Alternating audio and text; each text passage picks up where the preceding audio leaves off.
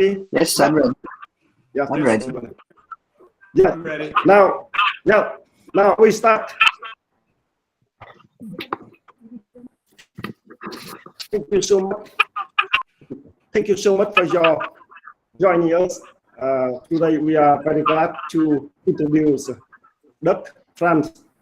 He is a Pulitzer Prize-winning journalist, author, and former Deputy Secretary General of the OECD. Franz served as Assistant Secretary of State for Public Affairs in the Obama administration. He was an investigative reporter for the Los Angeles Times, the Chicago Tribune, and the New York Times. We are honored to introduce Dr. Franz. He is a moderator for AI International Accord panel today. Thank you so much, Dr. Thank you very much, Tuan, and thanks to everyone for coming this morning. I see on the sign up my old boss, Andy Wyckoff, is on here. So if he chimes in at some point, we should take whatever Andy says very seriously.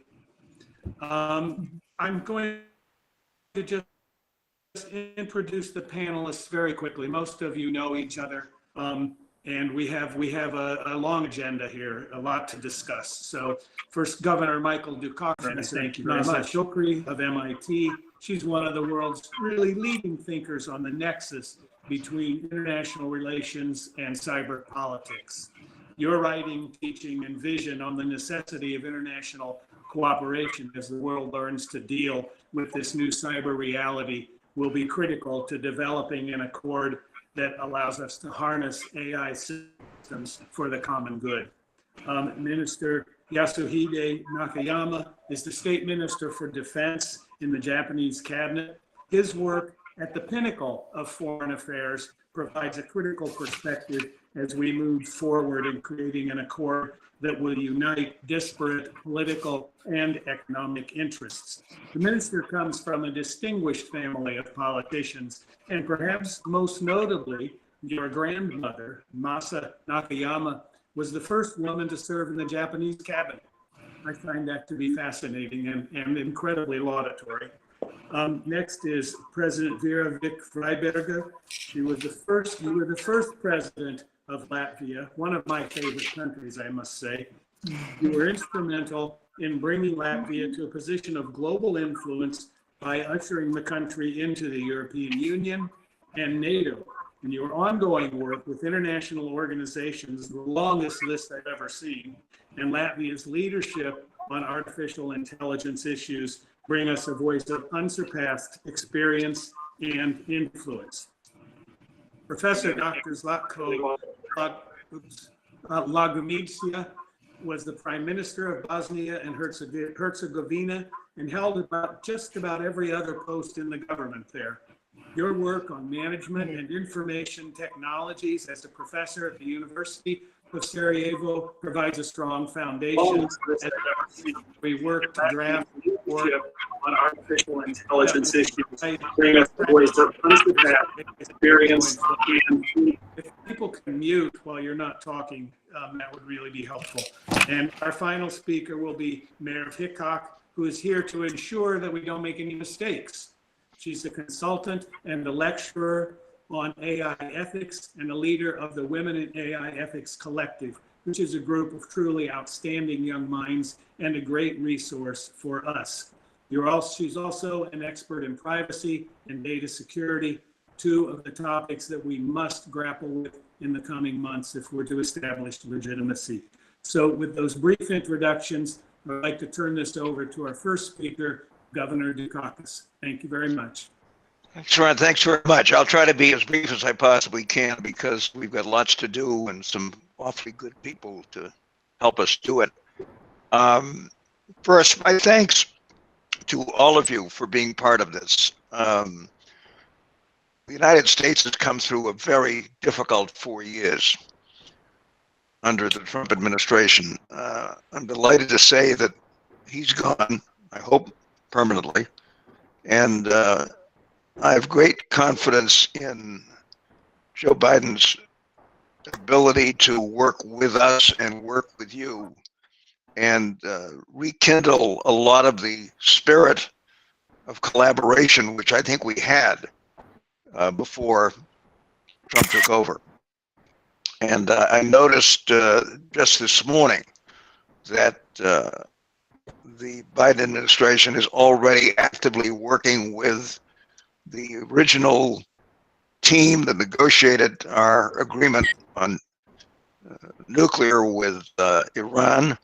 I hope we're getting back to that in a hurry, and I hope that's a sign of a new approach, or more accurately, a return to the old approach before the Trump administration took over. I am a very strong believer in international collaboration. It's one of the reasons why I and so many of us have been part of this effort. And just thank you all for being important pieces of it, and I hope helping us to return to a spirit of international collaboration, which includes some countries that may not agree with us on everything, but are anxious to work on many of the important issues that we face. I'll talk a little bit more about this when it comes to China, but I must say to you that I'm very concerned about what I'm seeing happening in the United States, or what has happened over the past 4 years. I don't know what it is that convinces some people in this country that we must have an enemy someplace. But I'm not a fan of enemies. I'm a fan of strong international collaboration, and especially when it comes to AI and the issues that we hope, with your help and support, we can work on over the course of this year. But we've got too many other things to deal with that are important to get involved in another Cold War. And one of the things that I hope our work as part of this effort, your work, will help us to do is to move away from that and more aggressively toward a spirit of international collaboration, which at least looks at many issues on which we generally agree internationally, and works hard to develop a spirit of collaboration and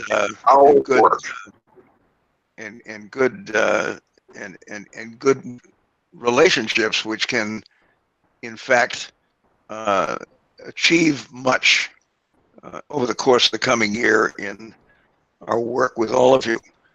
In any event, I'm delighted to be part of this. I'm delighted that the Boston Global Forum is part of it, and I thank you all very much for participating actively in this. There's nothing more important than trying to create a world in which we collaborate peacefully and constructively together and try to avoid what we went through, many of us, for so many years with the Cold War. We don't need that again. What we need is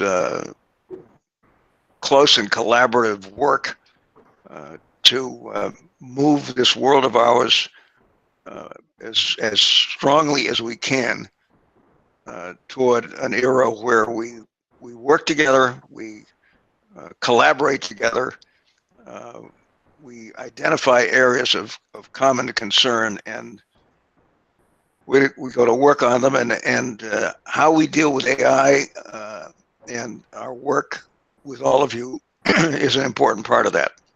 And I just want to say thank you to all of you for joining us and for participating. There's nothing more important, and I feel a lot more optimistic, needless to say, today than I did a year ago. And I'm a big fan of Joe Biden's and the team that he has put together. And I hope very much the United States will resume its position as a peacemaker, not a war maker, and work with all of us to to achieve that end. In any event, special thanks to Tuan for being the person that really helped us to put all of this together, and to all of you for the work that you're doing and will be doing as we see if we can't get AI constructively under control, and make sure it does good things, not bad things. And that's always a danger. In any event, Tuan, thank you. Thank all of you. It's good to see you all, and it's great to work with you to achieve some important ends. So thanks so much. Appreciate it.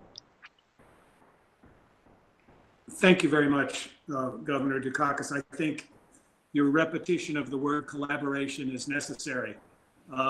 That's really the key here. It's going to be very difficult. I was at the State Department working for Secretary Kerry when he negotiated the Iran nuclear accord, and that was tough. But I think an international accord on artificial intelligence will be just as difficult. So we've got such a great group here.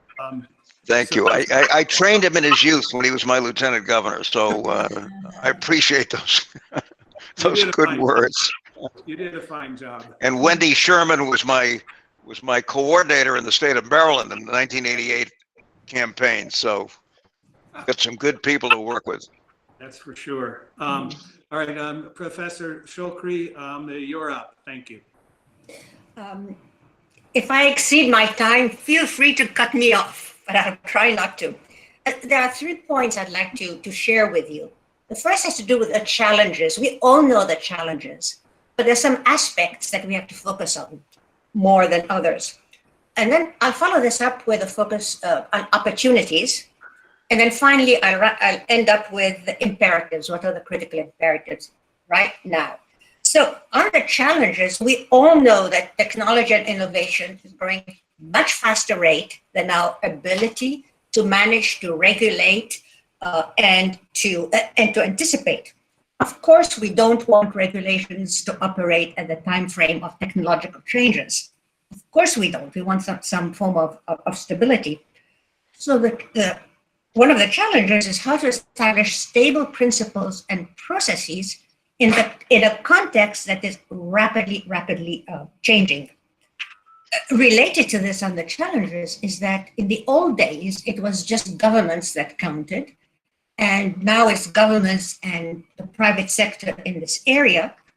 And one of the experiments we are living now is the Facebook Australia relationship. It's going to be interesting to see what happens there. But we have to remember that in the AI world, that lots of other players, individuals, thee and me, groups, not-for-profit entities, the fact of anonymity, it doesn't take much to disrupt. Any MIT undergraduate with introduction to AI or advanced AI can really do a lot of damage for the rest of us. So in some ways, we have to remember that there's an AI relationship with the human beings, AI relationship with the brain and the AI, and it's very dicey to think about that aspect of it. And then AI, and then I would ask you, how much of this do you think we are in control of or can be in control of? Now, that's the challenges, opportunities.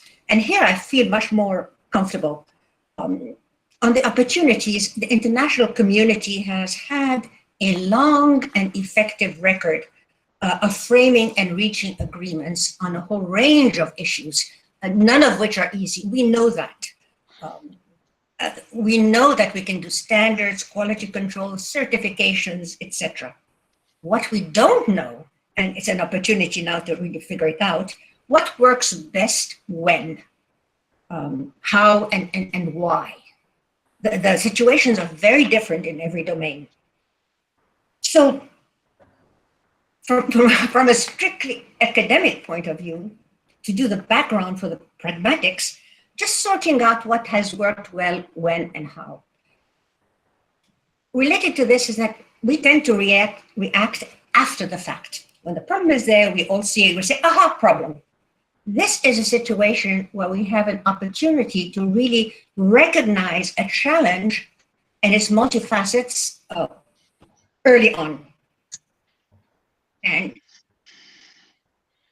of course, we have neglected to focus on the ethics of AI. So I'm very pleased that we will be doing that. And I would very much like every course in every university everywhere to have a module on the ethics.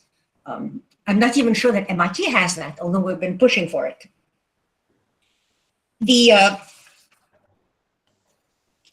last really opportunity we have, a really good one, is that the political contentions, the lines of cleavages on the AI domain internationally have not yet been drawn.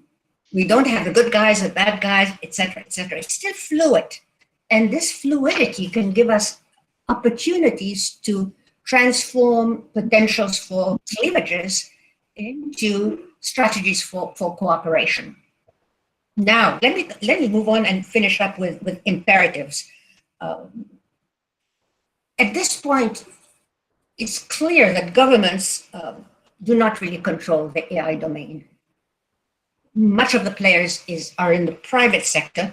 And what we have here is a set of constituencies, and their consensus in whatever direction the accord takes is essential. It's absolutely imperative. It's not like the nuclear world. It might be more like the environmental world, but it's much more pressing than the environmental world in terms of having to take into account the concerns and interests of all the participants in the AI. And unfortunately, they and me are not the direct participants. I would say that the undergraduates at MIT are going to be more so than we have been. So we have to keep that in mind. And the dilemma we have, the imperatives we have to worry about is how to do that without dampening innovation, without controlling markets in that area, without dampening and without indicating that we are going to punish innovation. That won't fly.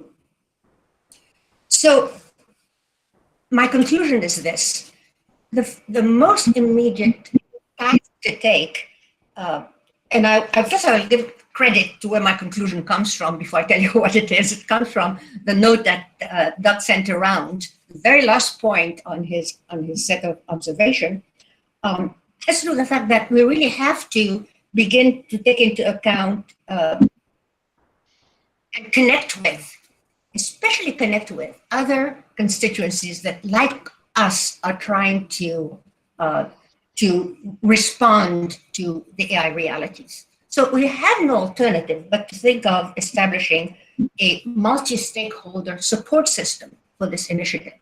And I think that this is really important before or during, but certainly before we begin to work out the very details. And with that, I would say thank you for giving me the time to share my thoughts with you. Voila. Thank you very much. I mean, I think that you've given us a good tour of both the challenges and the opportunities. And I think especially the point about the necessity of including other multi-stakeholders. Mm-hmm. You know, the inclusion part of this is what will give us credibility. And, you know, we don't have it yet. This is a very north group, and we need to think about how to make this effort more inclusive going forward. It was one of the problems we had at the OECD. We managed to get around it when we came up with develop the principles there, as Andy will remember, by having at the table, by having unions there, by having the business community there, by having outside groups. So it's something that we need to think about, I think, going forward. Now, let me quickly turn to Minister Nakayama, who has very graciously stayed up late to be with us. We appreciate it very much. Thank you, sir. Thank you very much, Franz-san. Good morning, good afternoon, good evening, and good night. My name is Yasuhide Nakayama. It's an honor to be invited back to the Boston Global Forum. And I'm always respect Dukakis-san, very respectable speech at the beginning of this great occasion. Thank you very much. And also Chan-san, who is my Asian friend, and he invited me tonight. So I thank you, Chan-san. And I'd like to talk about AI in 7 minutes. So AI has become indispensable technology in various fields, including in the manufacturing industry and the medical, agriculture, and the financial sectors with the development of civilian technology. However, scientific developments can also present new challenges to national security. In many countries, the use of AI has led to the development of new military technologies, such as drone swarm, and also renewed information warfare threats, such as dissemination of fake news. There has been active discussions in the international community about the need to establish certain ethical principles for the use of AI. As for AI ethics, social principle of human-centric AI was developed as a guidance. It stipulates principles related issues. A social principle of human-centric AI consists of 7 principles, including human-centric principle that respects basic human rights guaranteed by domestic laws and international norms, and the principle of ensuring security, which addresses security risks associated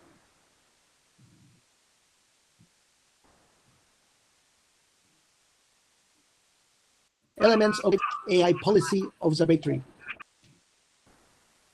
of results obtained from AI operations. Japan Ministry of Defense, MOD, and the self-defense forces are still, honestly speaking, in the preliminary stage of collecting information for the development of ethics regarding AI.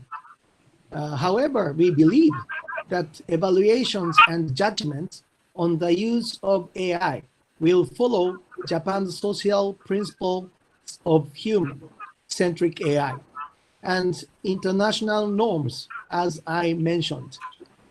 At that time, we are based on the social principle of human-centric AI.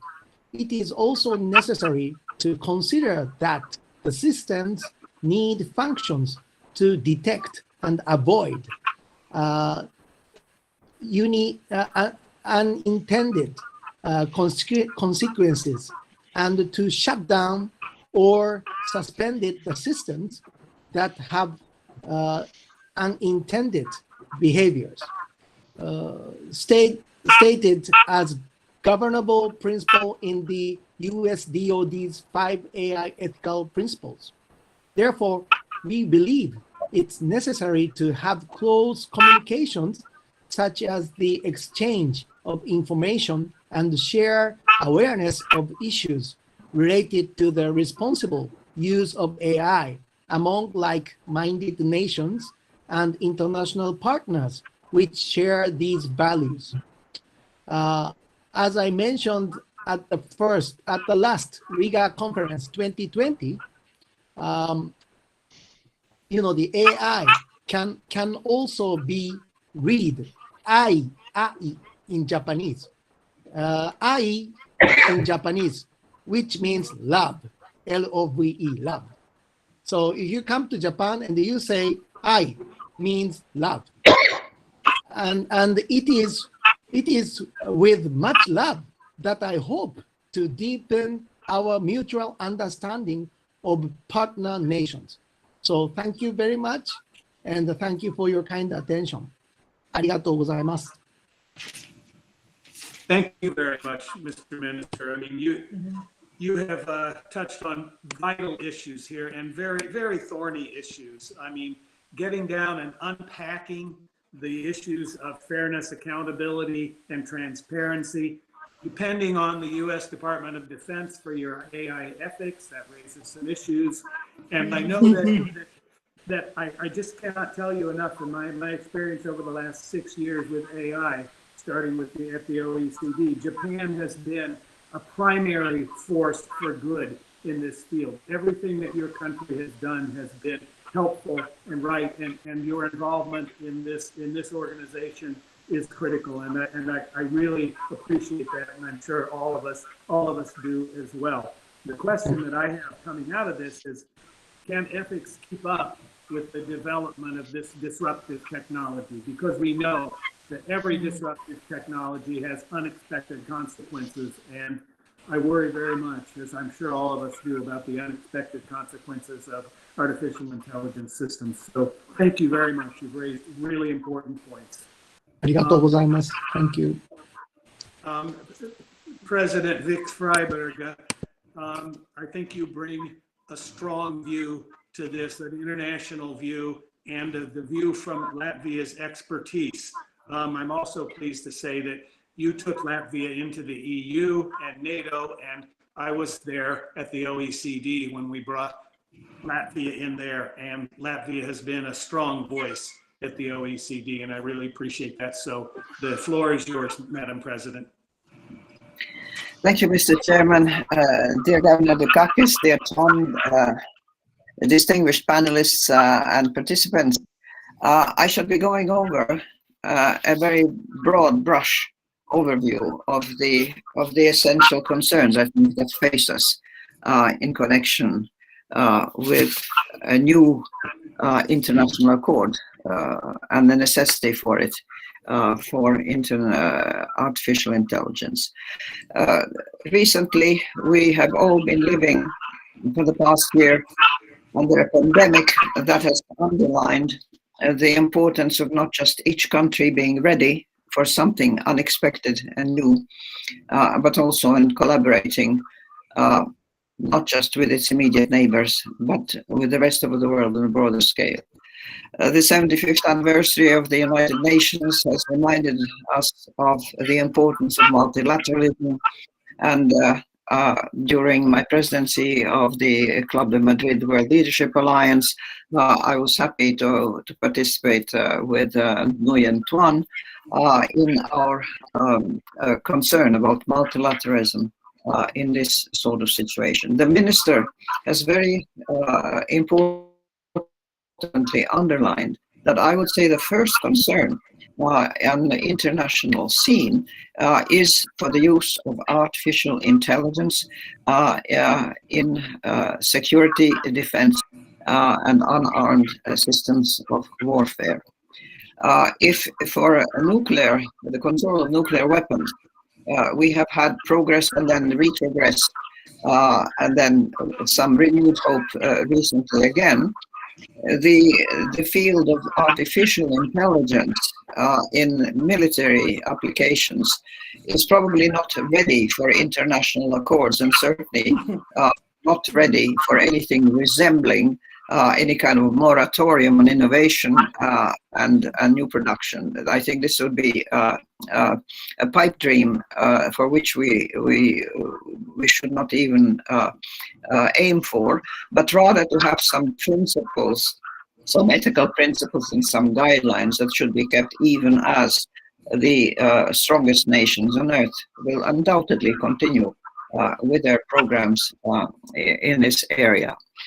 Where think tanks such as and groups such as ours can intervene are the areas where civil society has had a voice and something to say, and this concerns both the administration of each country separately, in other words, what goes on within the country, but also in international affairs, where I think that we would all subscribe to the urgent and important need for a new social contract for the AI age, which would again outline the essential ethical principles that should be the overarching, very broad principles that one should not breach in one's developments. I mean, we will have to go back to Isaac Asimov and his laws of robotics, and if nothing else, then say, well, any new AI system should not be conceived to harm or kill human beings. That sounds crude and primitive, but I think most of us would be very happy to see such a universal agreement if it was respected by all.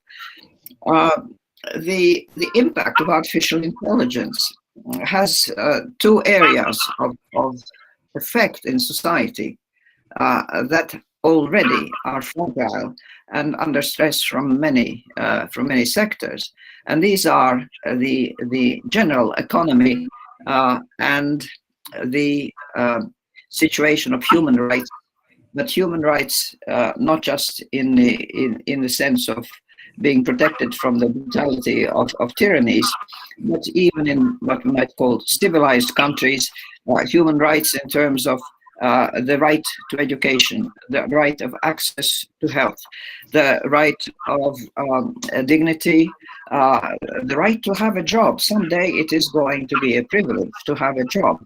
The right to training, and not just education, but training and retraining.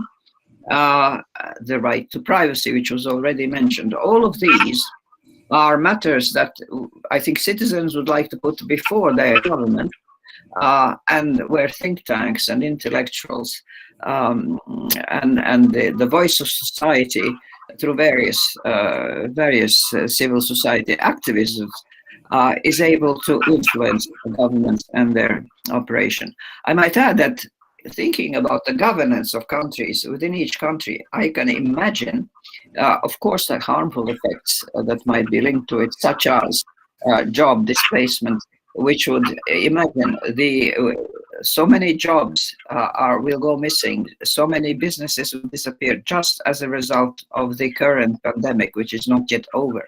Add to that massive job loss and displacement of populations because of artificial intelligence, doing away with the need for human beings to get the job done. This could become a very, very serious crisis indeed. But on a much smaller case and on everyday affairs, we can imagine artificial intelligence being a boon to humanity, of course. It is a powerful tool, and I have visions of, for instance, of it being used in those countries that have an ongoing fight, and very often a losing fight, with corruption.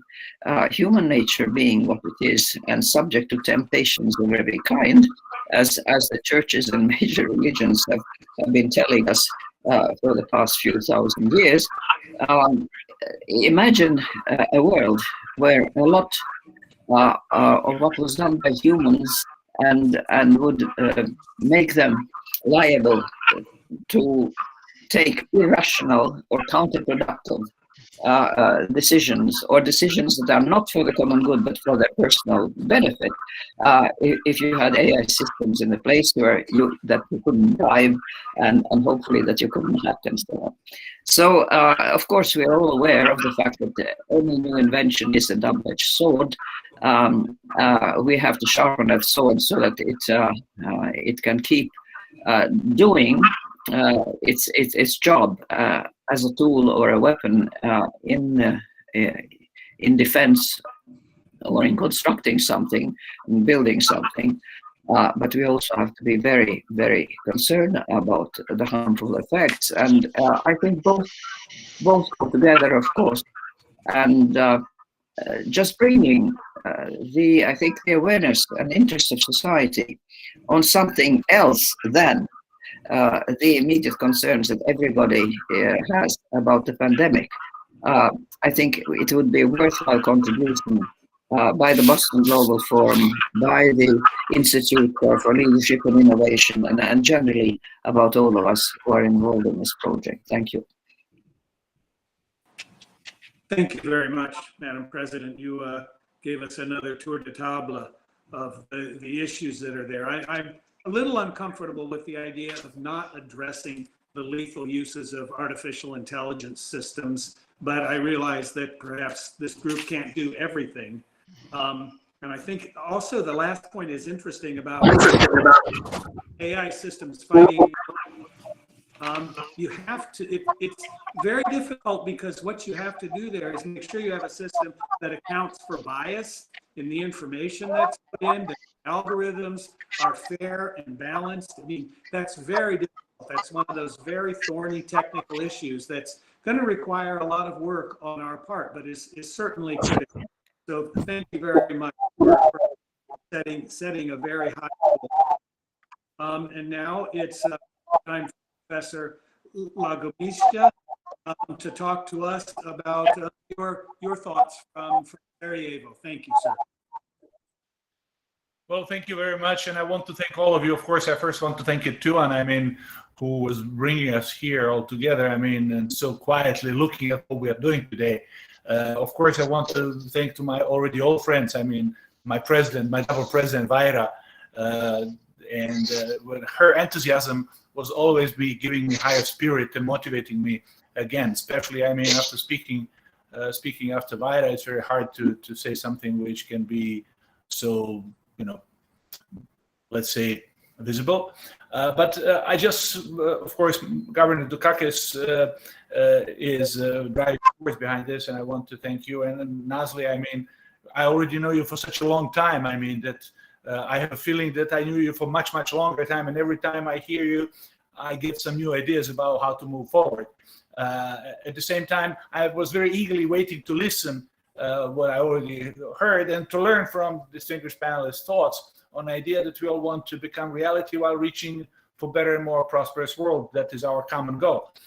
So we have expression like that it is not only about how many ideas any one of us have, but it is about how many of them we ultimately make alive by working together with other stakeholders along shared vision and shared values. So in order to make those ideas alive, we have to work on their refinement, but those endeavors have to be accompanied with establishing of proper governance structure. Without that governance structure, it's hard to just things expected to be done. As Nazli was mentioning, multi-stakeholderism and that approach is definitely digital policy is something that is making us pushing the inclusion of stakeholders one step further in direction of establishing and adjusting proper global governance network for artificial intelligence. Let me remind you that 8 decades ago, physicists were not deciding about what to do with atomic energy. So now computer scientists are not exclusive masters of deciding what to do with their invention. That's a good thing. Or to put it from another perspective, like the war is too serious thing to be left only to generals, the same way artificial intelligence is too serious thing to be left only to computer scientists. And some of us are computer scientists, and maybe we sometimes think that every solution is in technique, technology, and so on. So it is too serious, but also it's another way around. So having in mind lessons learned from recent history, because I come from the part of the world we always like to say the history is best teacher, and we always have to learn lessons from the history. And in my part of the world, the only lessons we learn from history is that we don't learn from history any lessons. But some good lessons are, I think, very, very practical one. I just want to remind you the UN history dealing with atomic energy, because atomic energy and artificial intelligence have very many similarities, of course, differences as well. But I will, give you a few remarks about global governance of artificial intelligence and internet ecosystem for work and life in a context of artificial intelligence international accord that we are now trying to put together and that is requiring faster and more profound actions. So back in January 1946, UN Atomic Energy Commission was established, founded by resolution number one of United Nations General Assembly in order, as they said, that to deal with the problems raised by discovery of atomic energy. So that commission was established, disbanded 6 years later in 52 because, I mean, it just didn't work. The UN and other nuclear age were born almost simultaneously. The way that the United Nations artificial intelligence been going through almost simultaneously to the end of this first centennial period of United Nations. What I'm trying to say is that maybe this is the reason why I'm making reference to a landmark address of American President Eisenhower back in '53, when he was saying that Atoms for Peace should be leading us to establishment of something which was back in 1957 established as the AIIA, or International Atomic Energy Agency. So instead of the Commission back in '46, AIIA was established in '57 independently of United Nations, but through its own international treaty. I think I'm leading somehow to this international accord, to something. The AIIA was an international organization that seeks to promote peaceful and prosperous use of nuclear energy, and it inhibits its use for any military purpose, including nuclear. I could say including nuclear weapons replaced with artificial intelligence. So we can use the same wording.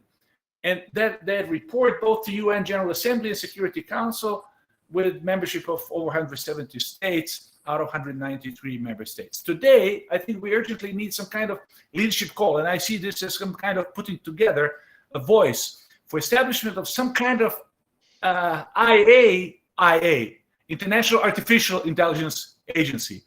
That could be next step for governing what we call the new AI and internet ecosystem for work and life in our social contract for the artificial intelligence age, in accordance to some kind of international artificial intelligence international accord that we are creating while supporting social contract to AI age that we already created a social contract. So I'm just using the same wording, exactly the same wording that UN uses by defining International Atomic Agency, and we can say with the same wording that AIIA is the world's central intergovernmental forum for scientific and technical cooperation in the AI field. It works for safe, secure, and peaceful use of IA in digital governance, contributing to the international peace and security in accordance to Universal Declaration of Human Rights. So, Mr. Nakayama, Mr. Minister, he is your human-centered artificial intelligence in this wording, and of course to UN SDGs. End of the quote. That could lead us to the same conclusion. So the question remains: do we have another 10 years, like 6 decades ago, when it took from the Commission to some kind of functioning agency? And International Atomic Energy Agency history is the perfect reason for raison d'etre. Why do we have to move quickly to global governance of AI and internet ecosystem, and to some kind of inclusive international agency, artificial intelligence agency, having in mind, when I say inclusive, I'm talking about multi-state approach in that sense. So I see today our discussion as our call, maybe some kind of call to leaders to show wisdom and leadership using science and technology fruits in order to move our planet in the right direction. We have expression, I end with that expression: if there's a will, then there's a way. The question is, can we create the will that we establish something that will be in charge of what we are talking about, according to something which we call Artificial Intelligence International Accord? I'll stop in here, of course. Wow. Well, make no small plans here. Otherwise, why are we here? If we have small plans, why are we here? With so many people. You're really speaking my language here. Andy's laughing as you see him there.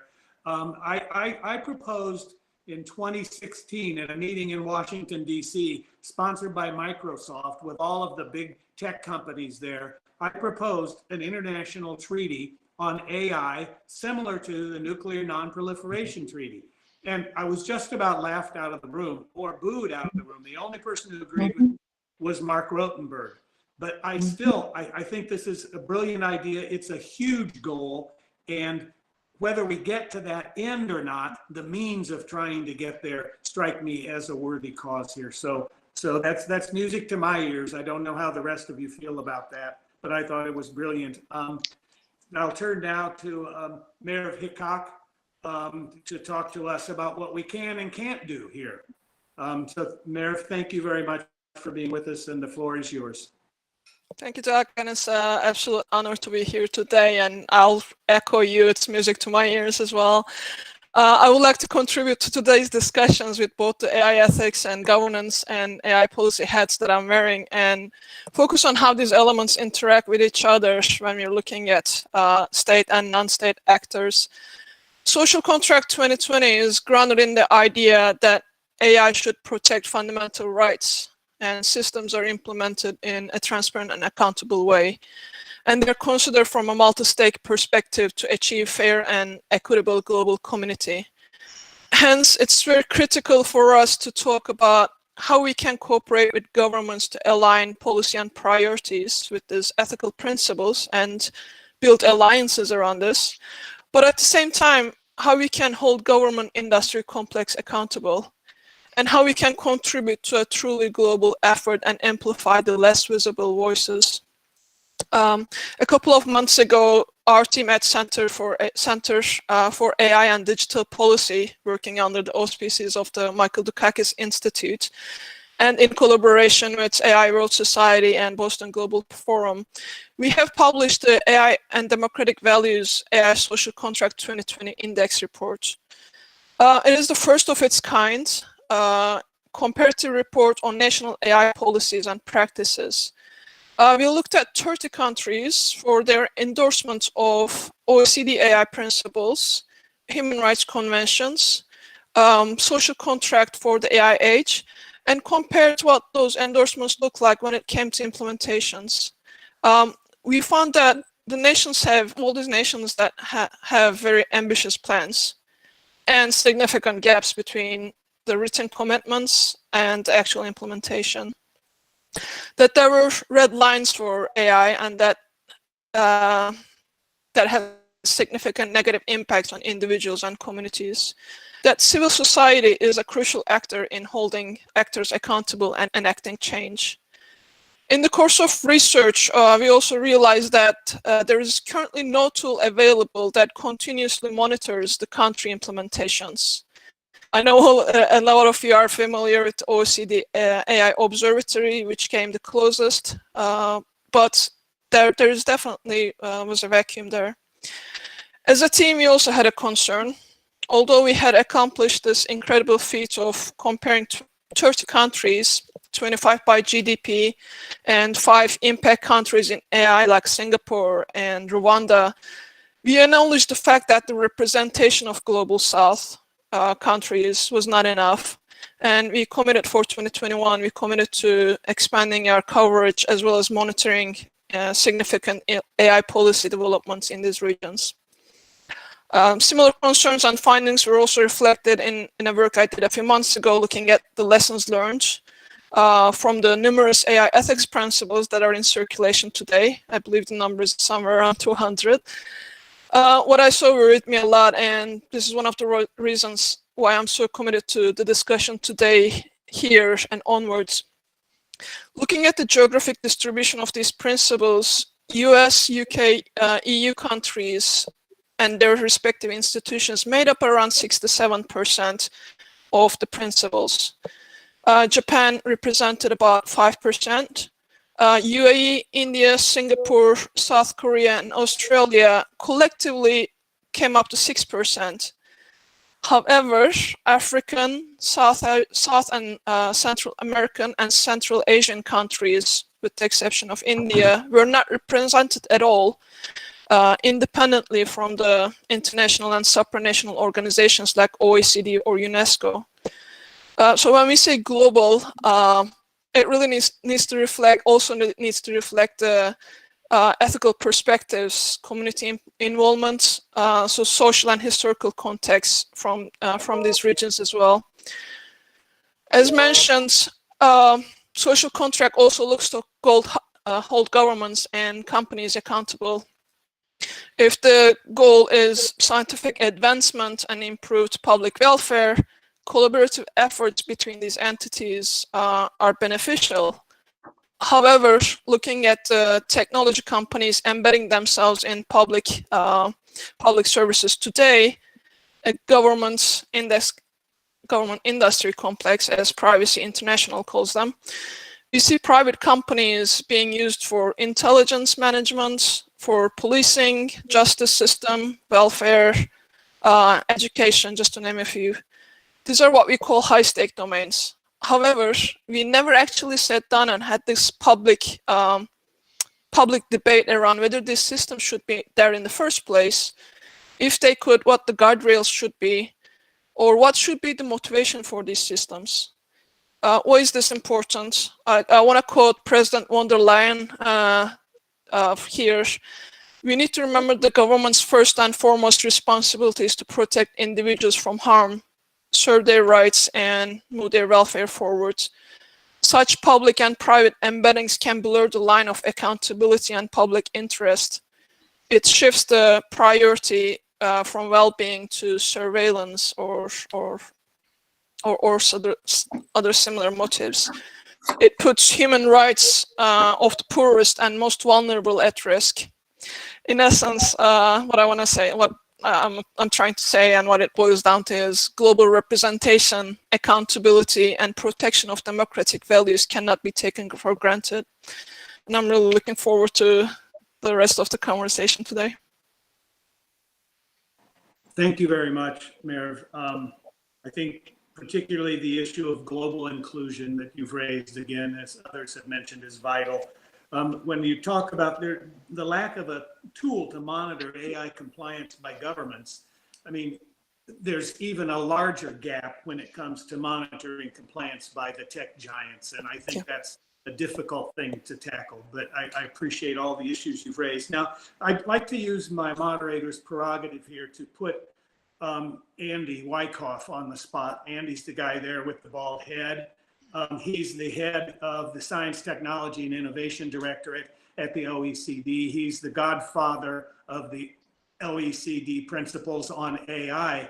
And we worked together for a year and a half to put those principles together. And then it was a difficult and long road, but I think the world has recognized that the OECD's work on this is a benchmark, is a foundation for all the other organizations that are looking at this going forward. So I wonder, Andy, if you could just give us a few sentences, and I apologize for putting you on the spot, but give us a few sentences on how that worked and where you see the efforts you've heard about today fitting in to that global community.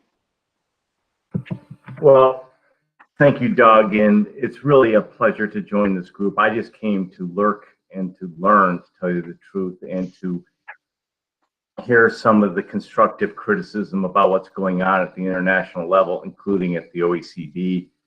But just quickly, because I still consider you my boss, Doug, I feel a duty to respond to you. We have many limitations at the OECD. Yeah. Our mandate doesn't allow us to go to the military or the security. That's left with NATO, and that's an important gap, as you talked about. We have a very limited, which we're trying to fix, multi-stakeholder model that doesn't do a very good job with reaching out to disadvantaged populations or unfranchised, or to parts of the world that I think are really important for AI, such as Africa, which we currently don't have a single member from Africa. That's the bad news. The good news is I've got and Doug knows them, a really good, motivated team, and a lot of the OECD membership pulling very hard behind us. So just very quickly, in a couple of sentences, Doug, we are trying to move towards really practical tools, classifications that try to differentiate different types of AI and provide more of a evidence base underneath these different types of AI, so we can have a variegated policy approach, which I think is badly needed. We're also doing a fair amount of outreach now to other groups. You're aware of the observatory, which I'm very happy about. And just to conclude, there's the embryonic global partnership on AI, which was launched last year, led by Canada and France. It quickly had 15 founding members, and there's quite a queue now to come in, Doug. And what I like best about this group is it looks at some of the issues you were talking about, like how to get bias out of data in a very technical but operational way. And it is engaging with the platforms, as is our expert group. But you're right, Currently, we have no really hard accountability or audit type function in existence to my knowledge. But again, thank you for the invitation today. And I didn't mean to speak, but I'm very happy to hear the dialogue. Thank you, Andy, and my apologies. And it's heartening because nobody believes I'm their boss anymore. I'd like to just ask a broad question of the group, and each of you may respond or not. But if you are responding, unmute. If you're not responding, mute yourself, unmute yourself, and then come back in. And that is, one of the issues that's raised here, and I confess to my favoritism toward it, is the idea of the end goal being some kind of international binding treaty like the Nuclear Non-Proliferation Treaty. I've spent many years working on nuclear issues as a journalist and spent a lot of time at the International Atomic Energy Agency in Vienna. And so that's one of the reasons this has such enormous appeal to me. But I wonder what the rest of you, particularly those of you who have been in politics and understand the difficulties in bringing policies into practical effect, how you feel about this issue. So I'll just open the floor and see if that, and then when others have any kind of comments, obviously make them, please. Thank you.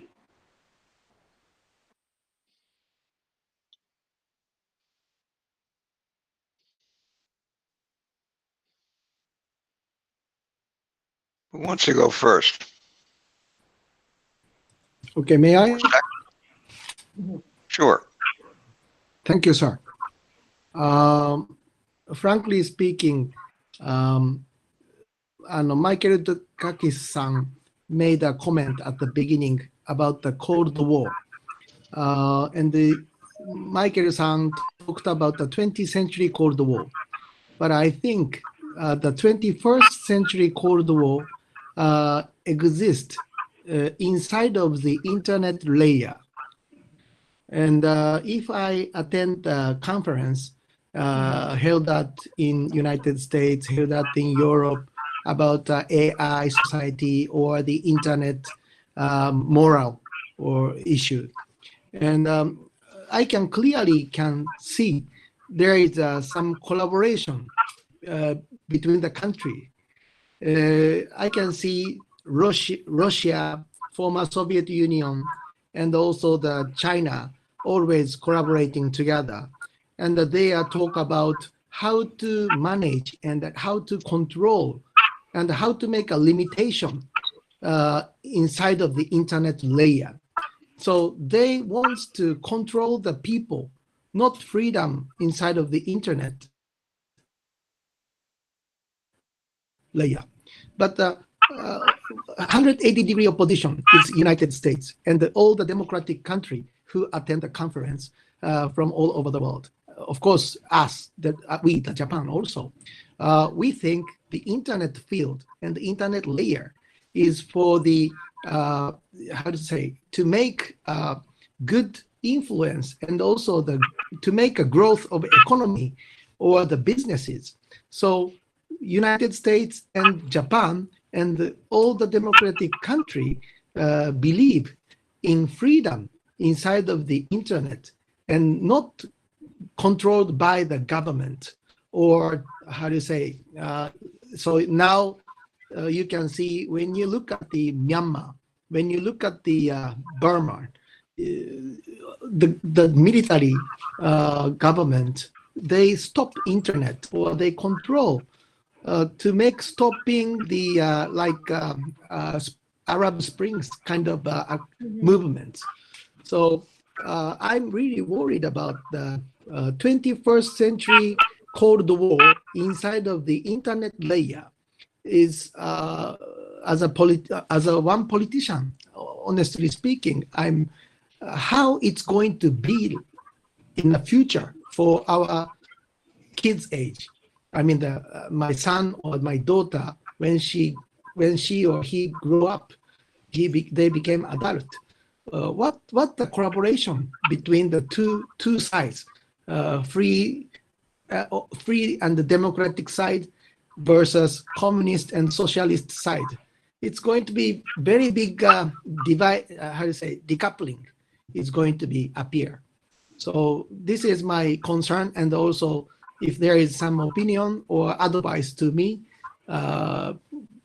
please give me an advice. And also all the armament will going to become unmanned fighter jet, unmanned, of course, the equipment, or but only one click can destroy everything. Only one click. If he or she has a good tech, it's like buying a Coke from the vendor. If you one click, you can destroy nation. So this will become a big change. So thank you very much. Thank you very much. Anyone else? Yeah. Can I just add something? Please go ahead. Vera, go ahead. Yes. Okay. I would like to continue on the psychological impacts of artificial intelligence, where they bleed into, or in fact they flow out from general information handling programs and possibilities.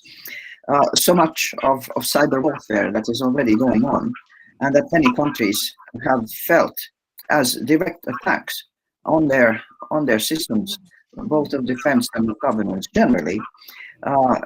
We have had cyber warfare incidents, and quite serious ones already in the past. But what I think we should be turning our attention to, and this is much more subtle and more difficult to pinpoint, is the manipulation of crowds and the manipulation of public opinion by playing on the weaknesses in human character. And this is where I think that Russia has developed a tradition. They did not have psychology as we know it in the West, but they did have studies about how best to manipulate human minds and control them. Stalin, of course, had a very simple tool, and that was fear and terror, and still works for many dictators. But nowadays we see it in the United States, and I think the sort of things that Governor Dukakis was referring to, the movements in really traditionally well-established democracies of long standing, movements of irrationality, movements of following lies rather than information, the inability to distinguish truth from fiction, and in fact an emotional desire.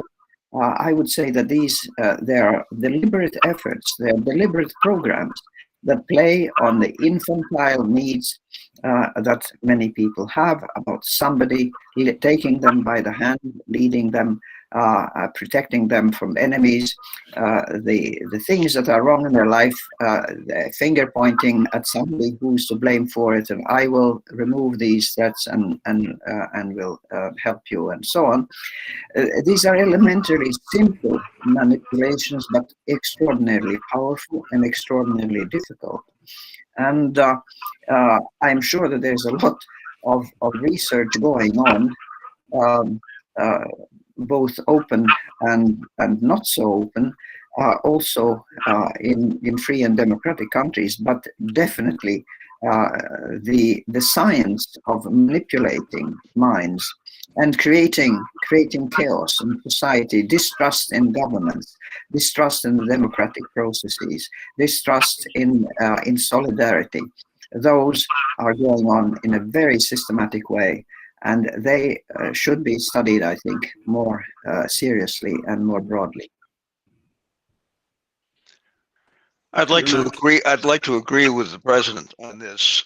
We've just come through a very difficult presidential election, as all of you know, in which the loser, who was the incumbent president at the time, did everything he could to try to convince people that that was a flawed election. He was lying.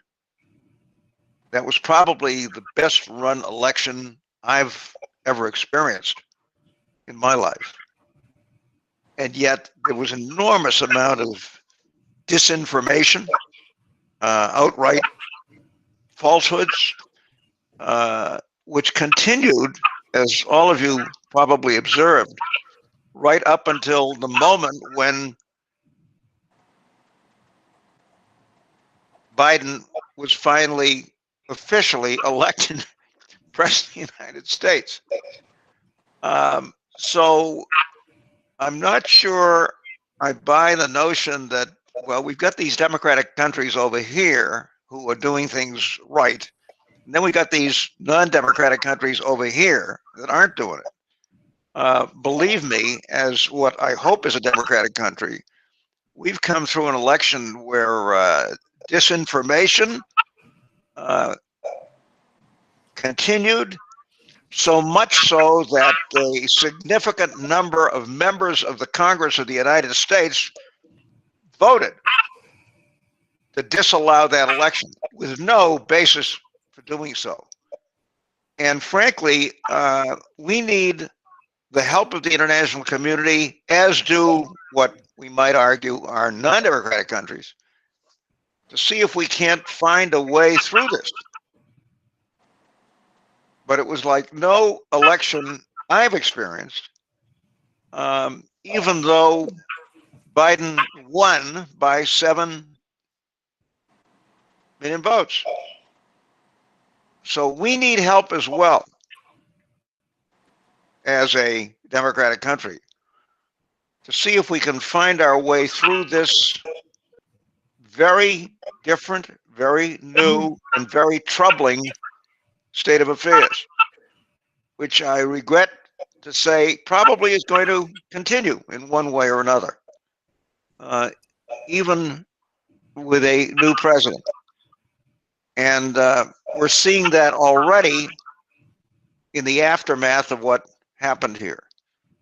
So believe me, we need your help and your involvement and the involvement of the international community in helping us to work through this process. And it's an extremely troubling state of affairs, believe me, as somebody who's been a practitioner, if you will, all his life, believes deeply in the system, but was, like millions of Americans, extremely troubled by what we experienced post-election until the matter was finally resolved. And there are still millions of Americans who have bought the notion that it was an unfair election, that it was stolen. All of this was false. All of this, sadly, was encouraged by the defeated candidate and his supporters.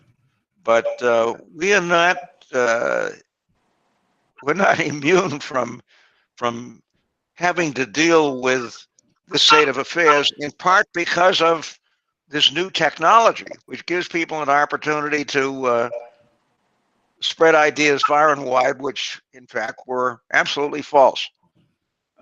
We all need guidance here. And so I see this as an opportunity for us to bring the international community together and to ask all of you, to be part of a thinking process which will make it possible for us to avoid what we've just gone through. Believe me, it was very, very troubling.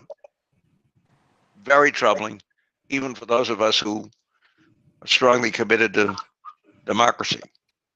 And that's one of the reasons why I think international collaboration is going to be so important if we're going to deal with this set of problems. And we need lots of help, believe me, from you and from the international community. Can I follow up on this, please? Of course. Yes, by all means. So I'd like to react very quickly to what has been said so far, because it's really important. On the issue of emotion, AI has begun to look at emotion. There's a book by a colleague of mine who's passed away, Minsky, on the emotion machine. Very important, very powerful. It's not fun reading. It's kind of painful reading, but it gives a sense of where the AI thinking has been based. My second point is on the Cold War of the 21st century. I totally agree that in the internet domain, this is alive and well and going very fast. What is really interesting is if you look at the logistics, the technology of the internet, and ask where are the control points, exactly who controls what.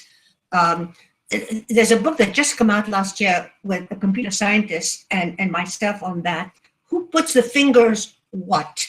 It becomes much more complicated. It doesn't deny at all what has been said a moment ago on the 21st century Cold War, but it gives us clues as to how to begin to think about it in operational terms. And then finally, on the matter of the agency, I have two future agency that has been proposed. I have two views on this, two aspects of this that are important. One is building on precedent. This is exactly what the argument was. It can be very, very powerful. That's a positive side. Negative side is that, not of precedent or of the idea, is that I can see some countries arguing that AI, IT, well, the ITU should take that over. That would not be a terrific idea. This is not a domain that could be turned over to the ITU. So in a sense, we're anticipating where some of the dilemmas might come from. Thank you. Thank you very much. Yes, please.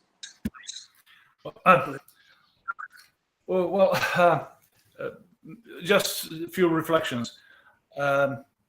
If we want, obviously we are confronted with a dilemma how we would lead the changes that are needed as a result of artificial intelligence growth. And the way we started was defining social contract.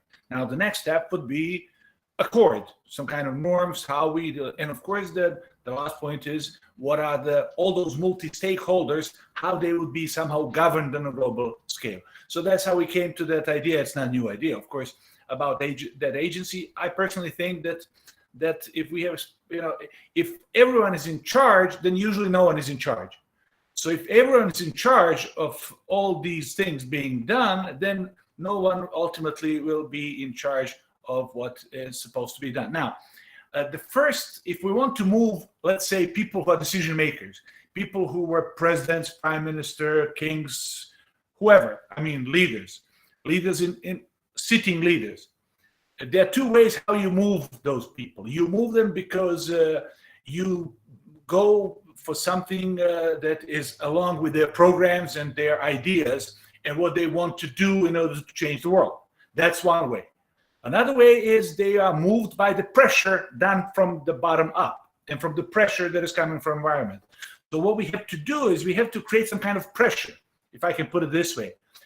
What is the first step in leading change is not having a vision and having a guiding coalition that will go for it. The first step is that in creating awareness of the fears and hopes that are around us on certain matter, and sense of urgency that it has to be tackled quickly. So what I think that we should do, how I see us as an alliance of like-minded people, entities, that we should be including as many people in order to create awareness and a sense of urgency along the big vision, because you will not move decision makers by just telling them what to do.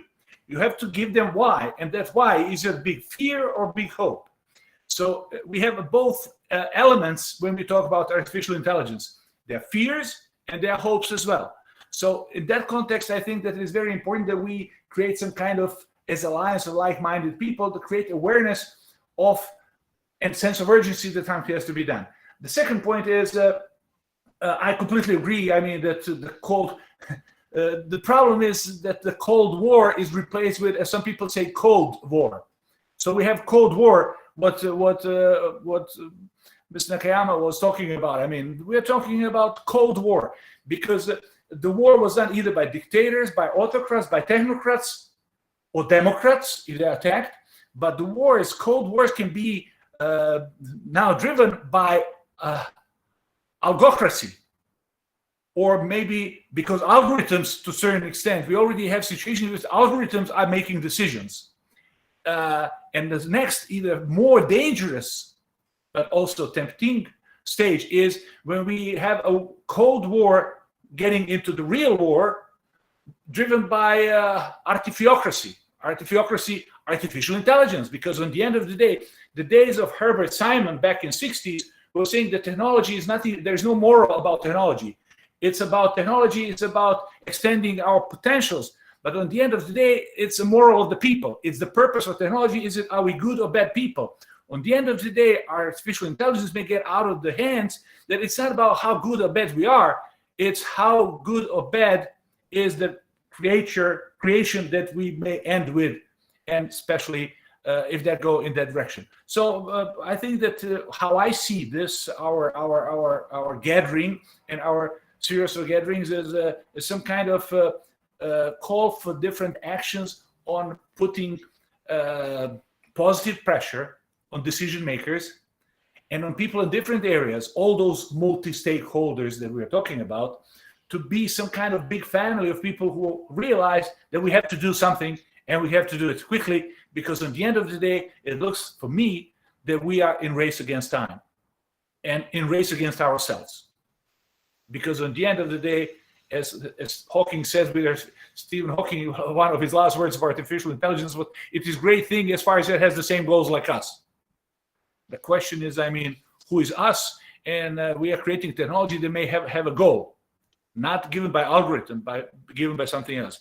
So that's why we have to go back to the UN Convention of Human Rights, Declaration of Human Rights, why we have to go back on human-centered artificial intelligence, and those things to let's say, push them in different ways. I'll stop it here. Well, that's brilliant. Creating pressure is the only way to make this happen, but it's very difficult because of the forces against which we're fighting. I mean, Governor Dukakis was talking about Trump and his disinformation. Trump is in kindergarten compared with Putin and his professionalism, the way they use technology to sell lies, as we saw in the Ukraine, as we've seen in the Baltic states and many other places. So this is a call to action that is really vital. We've got about 10 minutes left, but there are many things to talk about. So who else has an issue or who wants to talk about what we've discussed? Merv, please. Thanks, Doug. I want to pull some of the strings together, and I also collaborate with a number of international standard setting and governance setting organizations like IEEE, IEC, and one of the things that we're trying to create is the standards and the frameworks to international standards and frameworks for AI systems and autonomous systems. What you see here in reality is very much what Minister Nakayama said, that there is already an existing not maybe polarization, but groupings of countries within this international standard setting bodies, because eventually that translates into what kind of products are sold, what kind of products are accepted, what standards are accepted across the globe, which will have an impact on the economy of these countries. So you're seeing Russia and China having serious representation in one group, and America and European countries or Western countries having serious representation in one group, and there are a lot of clashes around this. When you extrapolate that with what Putin said about whoever becomes the leader in the sphere will become the ruler of the world, suggesting AI. And when you combine that with China's Belt and Road Initiative of how they're trying to expand this AI and surveillance technologies whether it's hardware or software, to countries in Africa, in Latin America, a lot of the autocratic countries, regimes.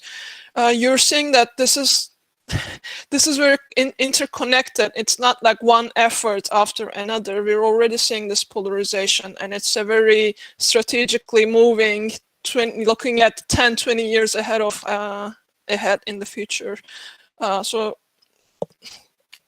just to reiterate, whatever we do, we need to do it very quick and in a collaborative way. Thank you. What are you putting at the screen, Mr. Minister? I'm sorry, it's very bright, but it's a map of the internet cables. I'm sorry, you cannot see because it's too bright. I'm so sorry. But I personally think that why Chinese government, they grabbed the Hong Kong, because if you look at the Hong Kong is one of the hub of the internet cables. So they can steal any information from the cable. So internet feels like it's kind of like a Wi-Fi. The information is flying over in front of you, but you cannot see. It's visually cannot see. But actually, the information inside of the cable, it's trafficking. So, the infrastructure of the cable, this is very important. When 2014, the Russian troops occupied Crimea, they cut the line. They attack IXP, Internet Exchange Point. So how can we not just managing the information or content, but also we have to protect the infrastructure itself. So if the present internet layer is dirty, getting black, we have to make another layer, very secure, white layer. Maybe in the future, we have to make new layers. This is going to be the change the game and solve the issue, I guess. And this new layer have to become, you have to show the ID, you have to, identify yourself and pay for the infrastructure. And that is the only solution if we would like to change the internet world. Otherwise, it's very difficult to clean up the present internet. Can I follow up on this exact point very quickly? I totally agree, but I would add to it reviewing the gateway protocol. This is really quite important because that is rerouting of where it goes, where the stuff goes. And then certification, there's the certificate authorities we have as a system for is terrible. And who certifies the certifiers? We don't have that. So my purpose is not to critique the internet, simply to reinforce the layers that are essential to be looked at again over and above the physicality. It has to do with the rules of the game that were put in place and the absence of governance for those that are supposed to be governing the certification.